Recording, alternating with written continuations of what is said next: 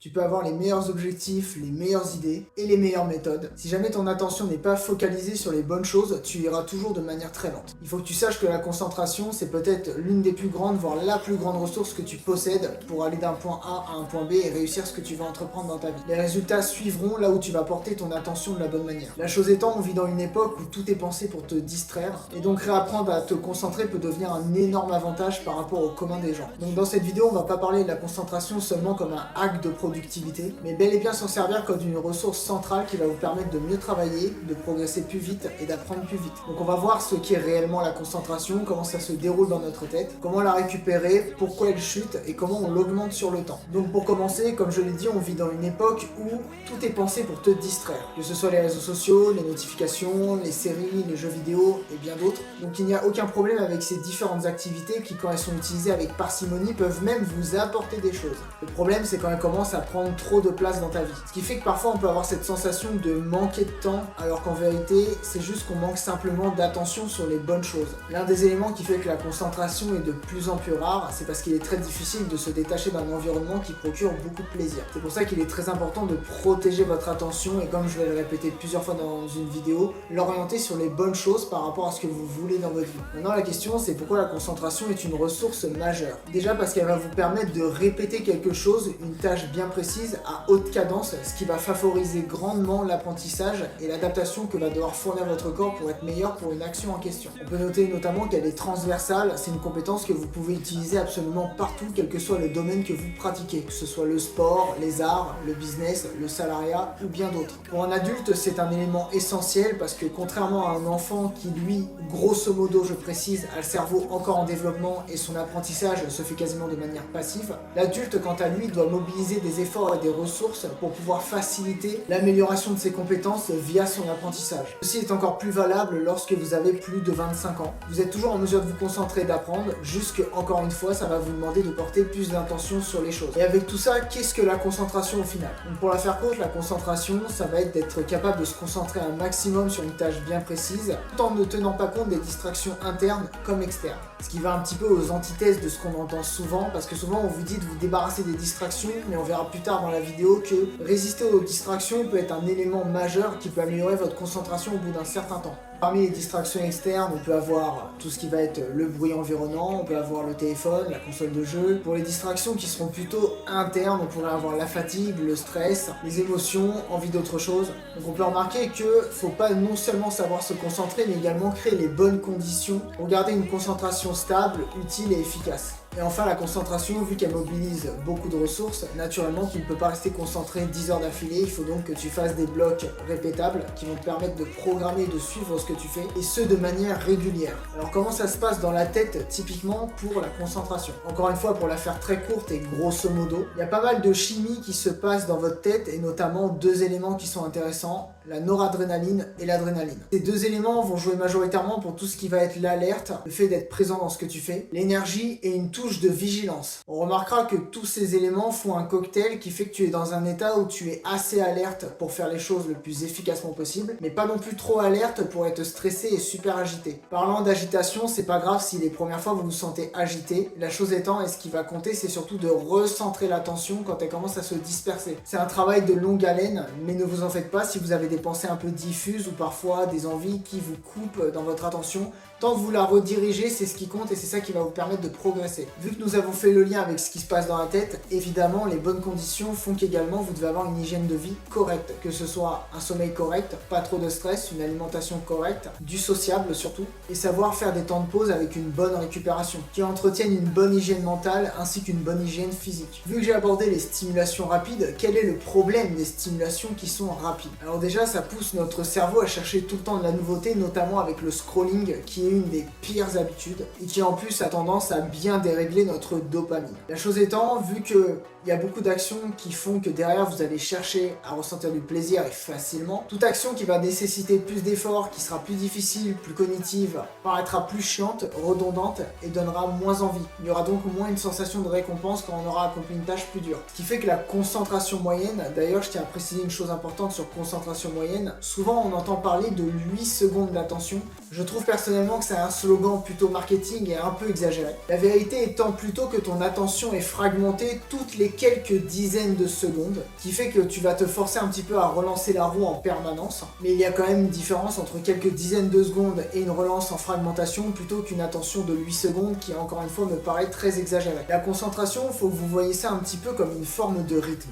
Au début, quand vous apprenez à danser, la musique, vous devez apprendre à gérer le rythme d'une musique avant de pouvoir aller un petit peu plus vite ou un peu moins vite. Vous devez apprendre à gérer le rythme d'une musique pour trouver le bon tempo. Chose qui se fait avec de la pratique, et du coup si on compare avec la concentration, vous devez être dans une zone où vous êtes ni trop lent, ni trop rapide, pour pouvoir justement provoquer une bonne stimulation, afin que le défi soit pile à votre hauteur pour que la prochaine fois vous fassiez un défi un petit peu plus grand. Il est donc très important de ne pas aller plus vite que la musique, même si parfois le rythme de progression peut vous sembler lent, je vous invite à voir sur le long terme, et vous verrez que sur le long terme, si tout se passe comme sur des roulettes, ce qui n'arrivera pas, vous serez à peu près le champion du monde de concentration l'espace de 6 mois, 1 an. Parce que les progrès du début sont vraiment vertigineux, c'est sur le temps où vous allez devoir revoir votre progression par rapport au type de tâches et d'objectifs que vous avez derrière.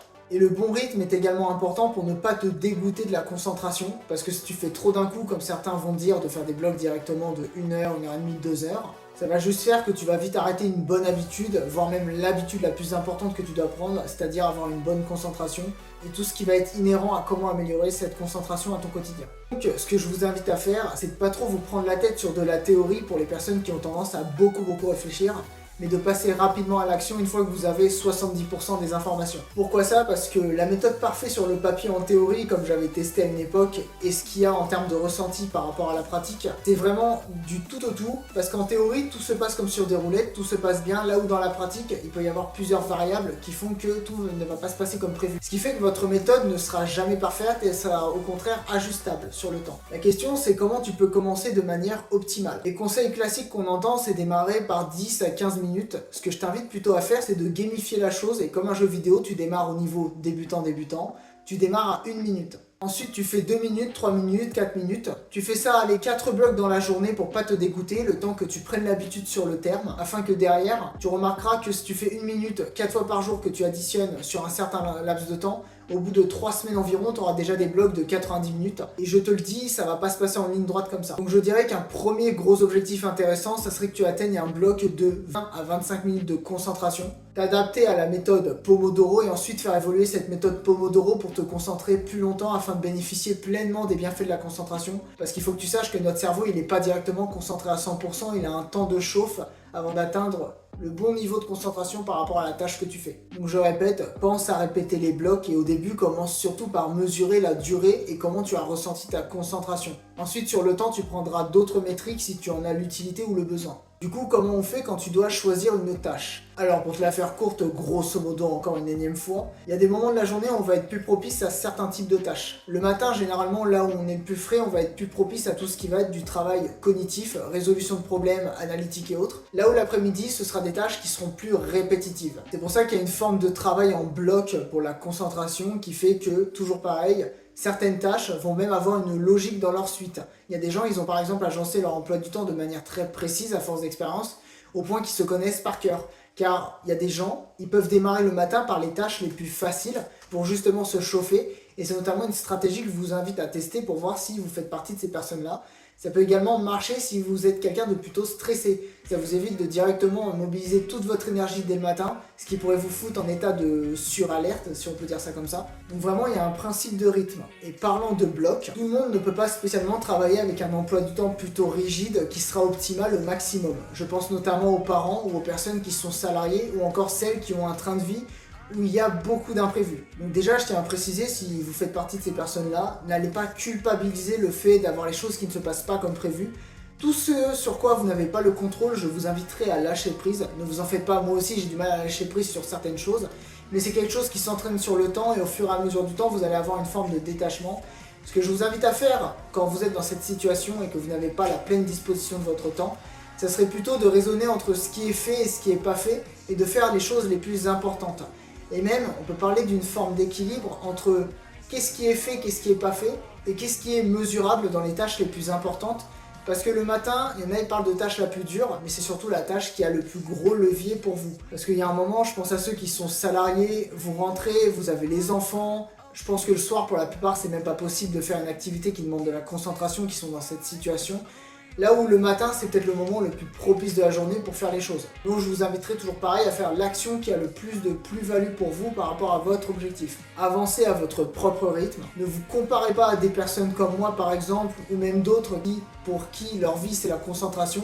Là où de mon côté, c'est pas toute ma vie, tout ce qui est le focus, mais c'est un élément que je travaille plus que la moyenne des gens. La seule personne à qui vous devez vous comparer, c'est vous-même, ce que vous faites, vos accomplissements. C'est le plus important et c'est ça qui va vous permettre justement en fait, de mobiliser toutes vos ressources dans ce que vous faites et pas vous comparer en permanence. Là où la comparaison peut mobiliser beaucoup de ressources et vu que vous n'avez pas toutes les variables de X ou Y personnes, c'est également pas pertinent d'un point de vue scientifique, mathématique ou même à tous les niveaux de se comparer à quelqu'un, car on n'a clairement pas tous les mêmes variables, les mêmes obligations au quotidien. Petite précision que j'ai oubliée en début de vidéo, vous avez à un moment, comme je l'ai dit, un principe de répétition.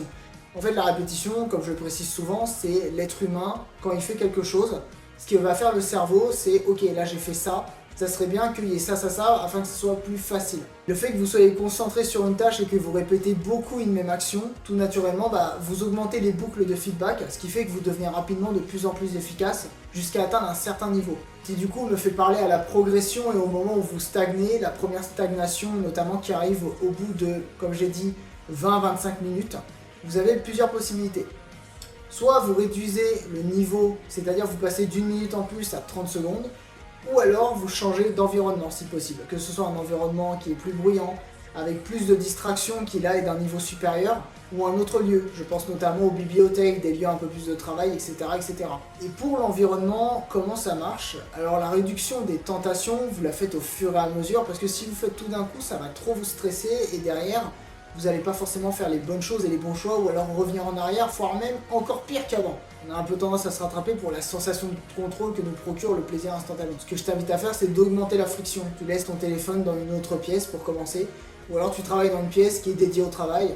Ça t'évite de te battre contre l'environnement que tu as actuellement, et tu te battras plus tard avec une fois que tu seras plutôt avancé dans tout ce qui est la concentration. Et du coup, comment on fait pour se concentrer malgré les tentations? Alors déjà, il faut que tu saches une chose, quand tu résistes à un truc, ça te demande de l'énergie. Je le répète, je t'invite à le faire quand tu commenceras à être plutôt avancé dans la concentration. Tout simplement parce que tu auras construit les bases énergétiques, les bases de récupération et beaucoup d'autres éléments qui feront la différence. Mais je vais quand même te dire comment faire pour plus tard, pour pas que tu aies à te poser trop de questions et de par mon expérience. D'ailleurs, les personnes qui en sont là, partagez votre expérience en commentaire, ça intéresse beaucoup de gens.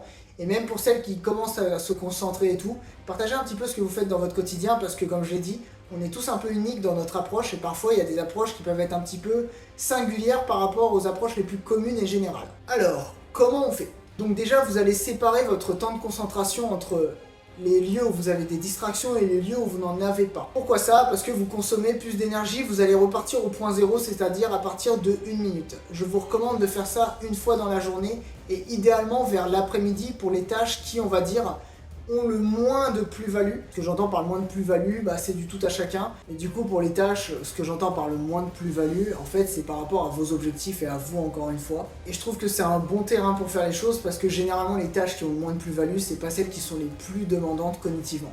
Je te recommande d'ailleurs de faire ça maximum une fois par jour parce que ça bouffe beaucoup d'énergie. La question que certains vont se poser, du coup, c'est pourquoi ne pas le faire le matin, ce truc de tentation? Tout simplement parce qu'il y a des choses qui ont montré que le démarrage de votre journée peut être un bon indicateur de comment va se dérouler la journée.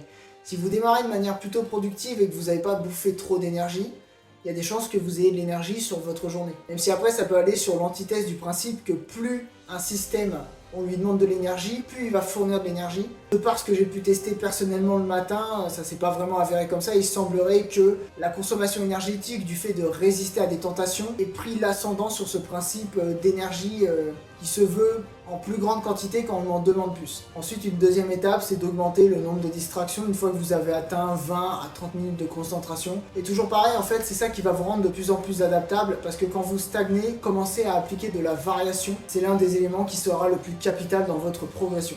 Mais encore une fois, c'est une méthode qui peut aussi ne pas convenir à tout le monde. Je pense par exemple à un nom très connu comme Alex Hormozy. Lui, il avait précisé, il me semble, qu'il avait une pièce entièrement dédiée au travail. Il n'y a aucune distraction, je crois même que les fenêtres tu ne vois rien à travers. La seule chose qui peut le distraire, c'est le travail qu'il a à faire. Et encore une fois, les moyens de Alex Hormozy, c'est pas tout le monde qui les possède. Donc de votre côté, ne vous prenez encore une fois pas trop la tête. Modifiez votre environnement petit à petit autant que vous le pouvez par rapport à vos besoins et votre rythme. Surtout, je répète, de lâcher prise sur les choses que vous ne pouvez pas contrôler. Ça vous permettra d'allouer pleinement vos ressources à votre progression et à votre rythme à vous. Donc je dirais que le fin mot de cette vidéo, c'est que la concentration, bien qu'il y ait des bases universelles comme tous les autres domaines, il y a un moment un principe de personnalisation qui se met en place au fur et à mesure que vous progressez dedans. Vous allez devoir tester des choses, les ajuster selon votre profil, vos variables, vos obligations, le temps que vous avez à disposition et le rythme que vous souhaitez prendre. Toujours pareil, ne vous comparez pas aux autres. Il y a des gens, je le répète, c'est toute leur vie d'être ultra performants, là où il y en a d'autres, ils vont avoir plus de temps, moins d'envie, moins de variables, etc., etc. Ne vous posez également pas trop de questions, posez-les-vous au bon moment. Pour vous la faire courte, tant que votre petit système ou vos métriques vous permettent de progresser au rythme que vous avez prévu, ne vous posez pas les questions, gardez votre énergie à progresser et une fois que vous stagnez pendant un certain temps, ce que j'entends par un certain temps, c'est toujours pareil, c'est de l'ordre de 2 à 3 semaines. Là, dans ce cas-là, vous pouvez commencer à vous poser des questions et vous inspirer de créateurs qu'il y a à côté. Qui vient à un point final, la micro-optimisation, qui fait le parallèle avec le fait de se poser des questions. Mettez-la en place que quand vous aurez des bases bien solides, parce que c'est les bases qui vont vous apporter le gros de la progression. Là où la micro-optimisation, c'est comme on dit, c'est des progressions qui sont microscopiques et qui se font généralement sur le long terme. Récupérez toujours les gros blocs en premier et les blocs qui sont moins gros, voire même minuscules, vous les ajouterez et les empilerez sur le temps. Donc si on devait faire une conclusion de cette vidéo, la concentration c'est votre ressource la plus importante, c'est celle qui va vous permettre de progresser le plus vite, elle est transversale et utilisable dans tous les domaines. C'est également un des éléments les plus difficiles à entraîner de par toutes les distractions qu'on a au quotidien. Ajustez votre environnement petit à petit pour ne pas trop vous stresser. Tenez compte de vos variables à vous, de ce que vous faites et de vos objectifs. Comme je le dis une énième fois, on n'est pas tous pareils. Lâchez prise sur les choses sur lesquelles vous n'avez pas de contrôle. C'était Théo, toujours pareil, si vous avez des problèmes de stress, tout ce qui va être de la perte de poids ou encore autre, vous pouvez aller plus loin dans la description.